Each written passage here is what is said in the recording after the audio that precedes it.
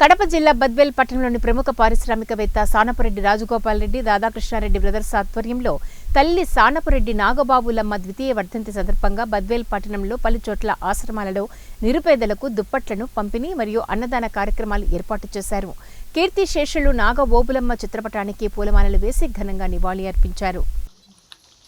Madam గారు మేము self తయారు చేసి పెడతాం సార్ అంటే వారందరికీ కూడా అక్కడ ఈరోజు కావాల్సినటువంటి వస్తువులన్నీ కూడా ఇవ్వడం జరిగింది. అదేవిధంగా భవిష్యత్ కాలానికి కూడా కొంత సరుకులు ఇవ్వడం కూడా జరిగింది. మరి ఈరోజు ఆమె మాకు పెద్ద అత్తగారు అవుతారు. ఆమె మనశ్శాంతిగా, ఆమె ఆత్మకు మనశ్శాంతి కలిగి ఆ భగవంతుడు ఆమెను చూడాలని కోరుకుంటూ, అలాగే మా మామగారు గోపాల్ రెడ్డి గారు కూడా 2 months బ్యాక్ ఆయన వర్ధంతి జరిగింది. మరి ఏది ఏమైనప్పటికీ వారి పిల్లలందరూ కూడా తల్లిదండ్రుల యొక్క ఆత్మకు శాంతి చేకూరాలని చెప్పి ఈ సేవా కార్యక్రమాలన్నీ కూడా బద్వేల్లో చేయడం జరిగింది.